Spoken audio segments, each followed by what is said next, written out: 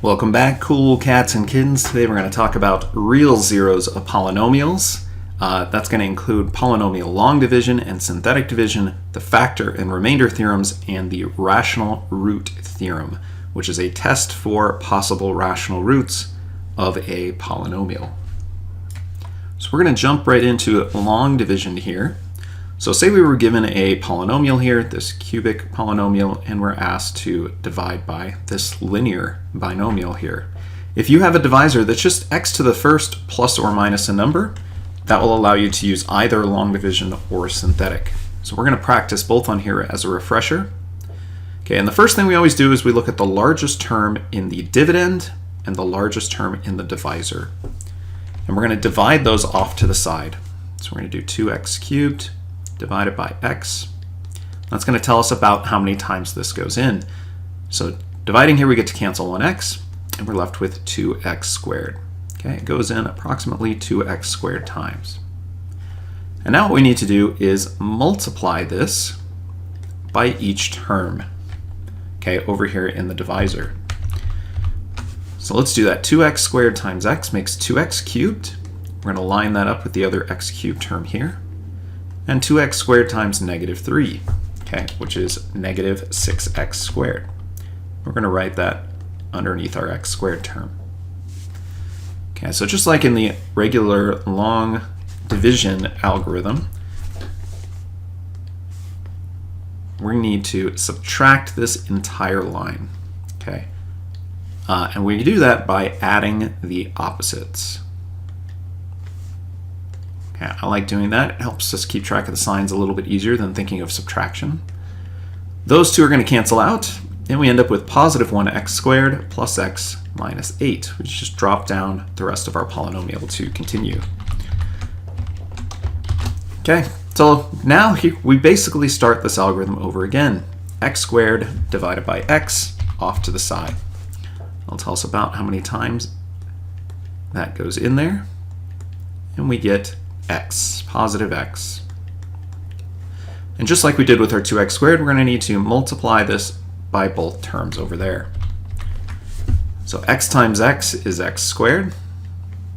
X times negative 3 is negative 3x, again lining those up underneath the same degree terms. And just like before, we need to subtract this entire line, and I like to do that through adding the opposites. Okay, so then our x squareds cancel. We get positive 4x minus 8. And it looks like we can do this again, where we take the largest term in each and divide them off to the side. So 4x divided by x is positive 4. So plus 4. And again, like before, we need to take our 4 and multiply it by both terms way over there in the divisor. Okay, so 4 times x is 4x. 4 times negative 3 is negative 12. And when we subtract this line yet again by adding the opposites, okay, we get the 4x's will cancel, and we end up with positive 4.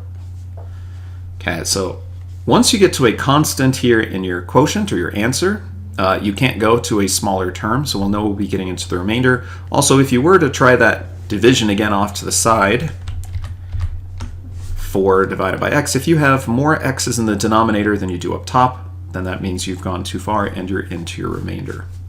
Okay, so we end up with a remainder of positive 4. Now the way we really write these answers is the quotient plus the remainder over the divisor. So our quotient was the 2x squared plus x plus 4, plus our remainder, which is 4, over the divisor, what we were dividing by, x minus 3. And so this is what you would mark your answer as. Okay, so let's take a look at synthetic division. Okay, long division, like it sounds, is long. It takes a little while, especially with this type of division. And for this particular problem, synthetic division could save us a lot of time, but we do need to remember how to do that. So let's take a look. The first thing we need to do that we set up in this box, or half box in the corner in the top left, is we need to find the 0 of our divisor. Okay, and again, you can only do this if it's x plus or minus a number. So the 0 meaning if you were to set this, minus 0, minus 3, equal to 0 and solve, we would get x equals positive 3. So I just stress the positive here, that this is positive 3. Okay, then we take the coefficients. There's a hidden 1 here. From our highest degree, which is x to the third,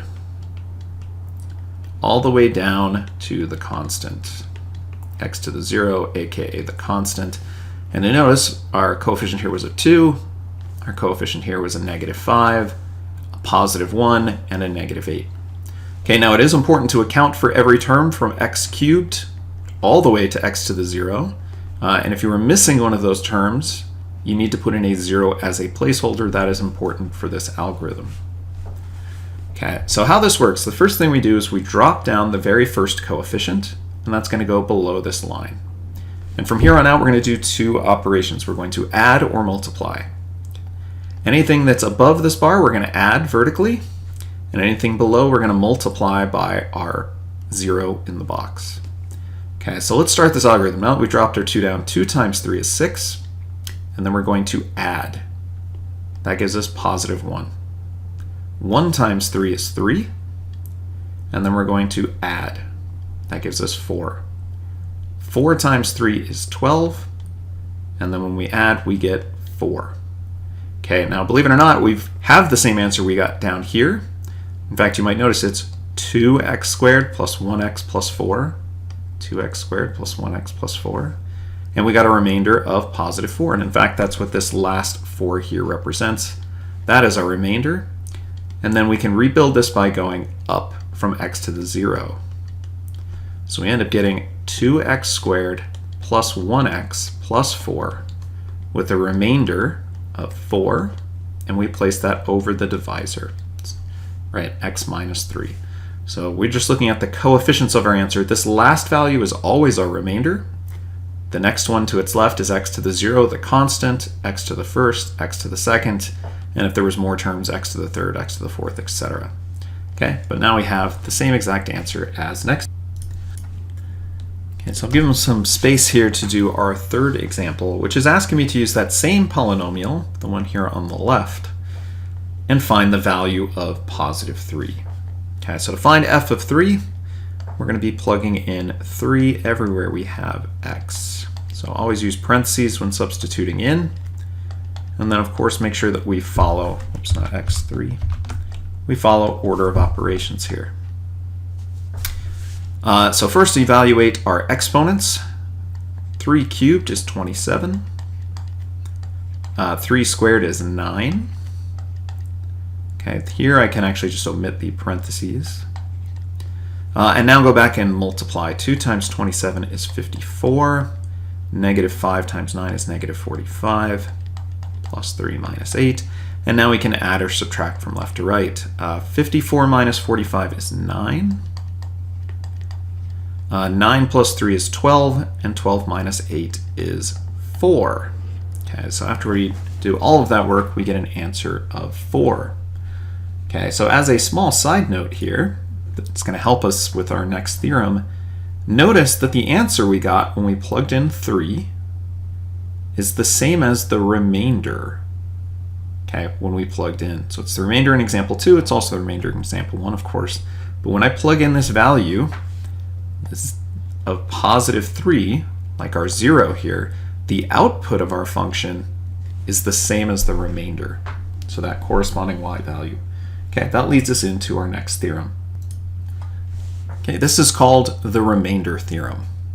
So as we saw in that previous problem, if a polynomial, f of x, is divided by x to the first minus a constant, plus or minus a constant, the remainder is equal to our function evaluated at the 0 of that divisor. So the remainder of 4 was the same as the function evaluated for that 0. Okay, so let's try some examples here. Given this polynomial, first divide by x minus 2 with long and synthetic division. What is f evaluated at 2? Okay, so we've got a little practice here. See if you can do the long division I'm going to do that kind of off the screen and I'll put it up, but pause the video now and see if you can do that. Okay, here's the work. If you're missing a part up at the top, see if you can figure out where you made a mistake. You should have gotten 3x cubed plus 5x plus 15 with a remainder of 27, which we would write plus 27 over x minus 2. Okay, if you didn't get this answer, go back to the previous section there, rewatch the long division, and see if you can find your mistake. Okay, let's take a look at this with synthetic division. Try that out and see if we get the same answer. Go ahead and pause the video now and try it. Okay, so once again, of course, we should have come up with the same answers. So remember that you need to put the 0 of the divisor in the box, so positive 2. Make sure that you've accounted from all terms from the highest degree in our dividend, x cubed, x squared, x to the first, and x to the 0, and put any zeros as placeholders if necessary. You drop the first coefficient down, multiply by the number in the box, and then add. Multiply by the number in the box, add. Multiply by the number in the box, add, etc. And then our very last number here is our remainder, x to the 0, x to the first, and x squared. 2. So the last part here is asking us to find f of 2, but we've already found f of 2, right? From our remainder theorem, it says if I were to divide it by x minus c, in this case x minus 2, plugging into it to our function is the same as the remainder when we do our divisor. In other words, this remainder that we got back here is our answer. If I plugged in positive 2 into this function, 27 is the same as the output. The remainder is the same as the output. So we don't have to go through and plug in 2 as x cubed. If you want, of course, you could go back and check the work there, that if you were to plug in 2 everywhere for x and calculate it out, we would still get the same value of 27. Okay, the point of this theorem, though, is that it is a shortcut. If we've already done polynomial long division or we want to use long division, sometimes it's faster. You're only doing 2 different operations, adding and multiplying, which is very fast, and so you tend to make less mistakes. And so this brings us to the factor theorem, which says a polynomial f of x has a factor x minus c if and only if, usually abbreviated IFF, if plugging in c into our function equals 0. Okay, we will know that this is a factor if I plug in the value of c and we get 0 back. Okay, so for instance, if I divided something by x plus 2, that's not a 2. We divided something by x plus 2 and we got a remainder of 0. We're plugging in negative 2 into our function equaled 0, then we know x plus 2 must be a factor. Okay, so that is essentially what our factor theorem is telling us. Now let's take a look at a couple of examples of when we can use this. Okay, show that x minus 1 is a factor of x to the 4th minus 1. Okay, well, a really good shortcut, rather than doing long division, because I'm going to have a bunch of placeholders for x to the 3rd, x to the 2nd, x to the 1st, I don't want to do long or synthetic division here. My factor theorem tells me that if I take the 0 of this divisor, so the 0, again, if you set that equal to 0, would be positive 1. If I find f of 1 and it equals 0. So if I plug in 1 and if it gives me back 0, that will tell me whether or not this is a factor. Okay, so let's try to find f of 1. Let's plug 1 in here. X to the 4th, 1 to the 4th minus 1. Well, 1 to the 4th power is 1, and 1 minus 1 is 0.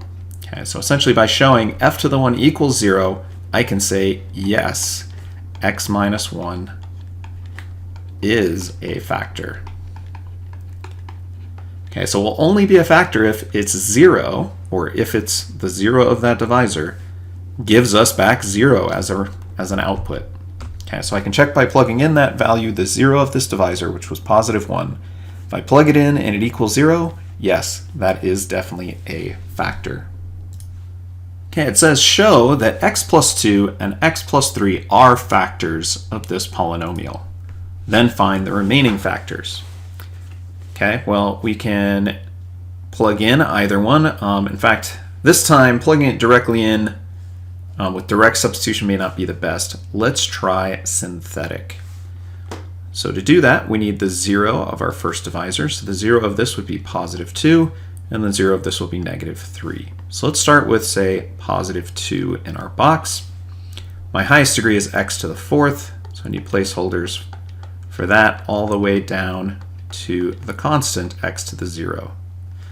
And my coefficients are positive 2, 7, negative 4, negative 27, and negative 18. Okay, we didn't need any zeros for placeholders this time.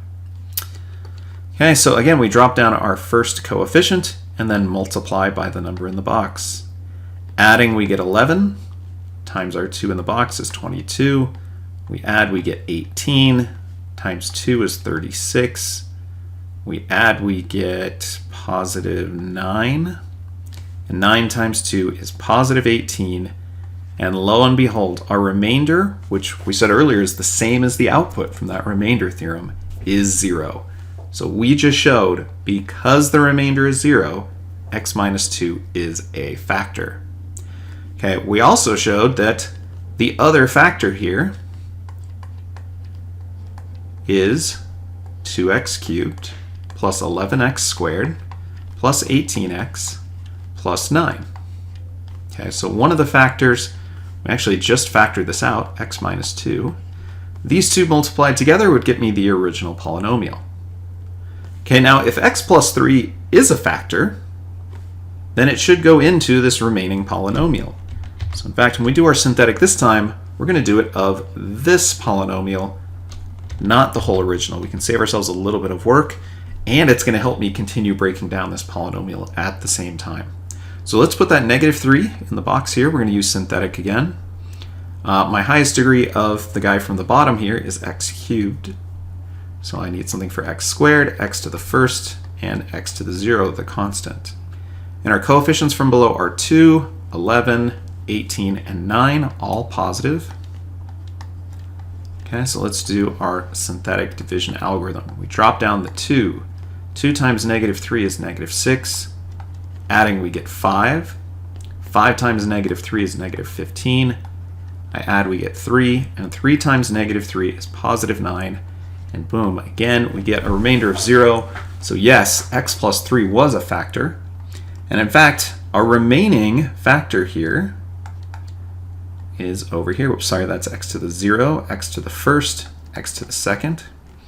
Okay, so we've now shown that x minus 2 was a factor, x plus 3 was a factor, and 2x squared plus 5x plus 3 is a factor. Okay, so we've broken this thing down, and if we need to find, oops, I forgot my x here at the end, 5x plus 3, we need to find the remaining factors here. We know that there are 2 in this quadratic. Okay, so we need to factor our quadratic, which definitely needs to factor out as 2x and x. I know my constants need to multiply by 3, and my middle terms need to add up to 5. So I'm going to go with, I think, 3 here and 1 here. That would give me a 3x and a 2x for my middle term, and they should both be positive. So this is just factoring. Hopefully you guys remember how to do some of that. There are a bunch of different methods for that. But breaking down this quadratic, factoring our quadratic, here are all of our nice factors. All right, so we found all of our factors. Let's move on. Okay, so now we know how we can use known factors or known zeros to break down a polynomial. What if we have no idea where to start? That's where this theorem comes in, the rational root theorem. It says if a polynomial f of x has integer coefficients, where our first term is not 0, makes sense, and our last term, or the constant, is not 0, then any real rational root must be of this form, plus or minus p over q, where p is any factor of our constant. Okay, so a sub 0 is the constant. And q is a factor of a sub n, which is the leading coefficient.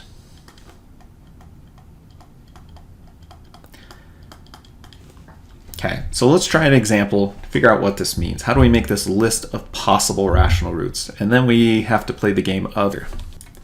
Okay, so first thing it wants me to do is list all possible rational roots. So we need to identify P and Q. So remember that P is any factor of our constant. Okay, so let's list all factors of 6. And we put plus or minus with all of these. So P could be 1, 2, 3, or 6. Okay, all the factors of Q, which are my leading coefficient here, is really just 1. Okay, pretty short list. The only factors of 1 are 1. So my plus or minus P over Q list would be plus or minus 1 over 1, which of course is just 1, plus or minus 2 over 1, which is just 2, and plus or minus 3 over 1, which is 3, and plus or minus 6 over 1, which is just 6. Okay, so if this has any real rational roots, they have to be in this list. So then it's asking me to find them. Now, I can just start guessing and checking. We can use synthetic division, and I'd be looking for a remainder of 0. So let's say we try that this time. Okay, so let's try, let's just go down our list here. Let's try positive 1. Okay, and remember that I need placeholders for x to the third, x to the second, x to the first, and my constant. Okay, again, our highest degree was x cubed. And my coefficients are 1, 0 for the missing x squared term, -7, -6. Okay, so following our algorithm, we drop this down. 1 times 1 is 1, adding we get 1. 1 times 1 is 1, adding we get -6. -6 times 1 is -6, and we end up with -12. We did not get 0, which means 1 did not work. Okay, so let's try instead -1. Maybe -1 works here. So we drop down 1. 1 times -1 is -1. Adding, we get -1. Multiplying, we get +1. Multiplying, we get +6. And ooh, we did it. We found a 0. So that's awesome news. -1 is a 0. So we actually know that x plus 1 has to be a factor, right? If -1 is a 0, x plus 1 is a factor. And in fact, our other factor is right here. This is x to the 0, x to the first, and x squared. So x squared minus x minus 6 is a remaining factor. Well, rather than just keep guessing and checking, this is a quadratic, and hopefully we know how to factor this. The two numbers that multiply to -6, that add up to -1, should be -3 and +2. So there we go. We found all of our factors, which means our zeros or solutions here are -1, the one we found with our guess and check, +3 from this root, and -2 from this root. That's not a 2. So those should be our remaining roots for this example. Okay, for our last example here, we're going to start by making our possible rational root list again. So that plus P over Q. So let's do that. Remember that P are all possible factors of our constant 10, and Q is all possible factors of our leading coefficient. So all the factors of 10 are 1, 2, 5, and 10. All the factors of 3 are 1 and 3. So when we make our list, plus or minus P over Q, any possible rational root, let's start with a denominator of 1. We would have plus or minus 1 over 1, which is 1, plus or minus 2 over 1, plus or minus 5 over 1, and plus or minus 10 over 1. Okay, so we did all of these possible numerators over 1. Now I need to do all of them over 3. So plus or minus 1 over 3, 1/3. Plus or minus 2 over 3, 2/3. Plus or minus 5 over 3, which is 5/3. And plus or minus 10 over 3, which is 10/3. Okay, so here we actually have 1, 2, 3, 4, 5, 6, 7, 8, 16 different possible rational roots. So this could be a nightmare to guess and check. Okay, now that's what they did really if you were stuck and you didn't have a graphing calculator. But we're going to pop over to our Desmos website here really fast and just add a graphing graphing calculator page, and we're going to type in our if I could type our polynomial, 3x cubed minus 20x squared plus 23x plus 10. Okay, so here's the graph.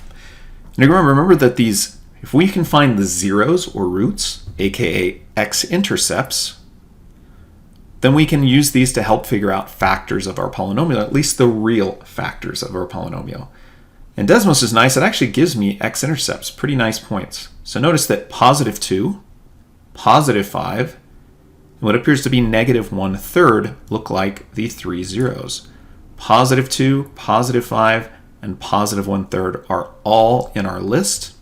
And because this is a cubic polynomial, there are three different solutions. Okay, real or imaginary, and in this case, they are all real. In fact, you can also see our y-intercept, which was the constant of our polynomial, the positive 10. Okay, so lots of good information from there. So in fact, using a graphing utility, rather than do all the long division here, we can use this to rebuild. We knew that positive 2 from our graph, we'll pull that back up really fast, positive 2 and positive 5 were both zeros. That means x minus 2 and x minus 5 have to both be factors. And then we saw that x minus 1/3, if negative 1/3 is a 0. So again, I'll write that our zeros here were positive 2 and positive 5. That's where we got these two from. And then negative 1/3. So in this case, rather than writing x plus 1/3, so if we multiply these back together, we don't quite get this polynomial up here. You can think of multiplying this factor by 3, and we're actually going to write this as 3x plus 1. Okay, which does still give me the 0 of negative 1/3. So those are our three factors. We found all the real zeros, which is what it was looking for. But if this problem was also asking us to find the factors, those are the factors down below. Okay, I know that was a lot. Thanks for hanging in there. A lot of good information. Hopefully this was review from last year.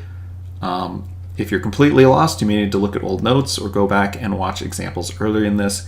And of course, ask questions in class as we go over additional examples.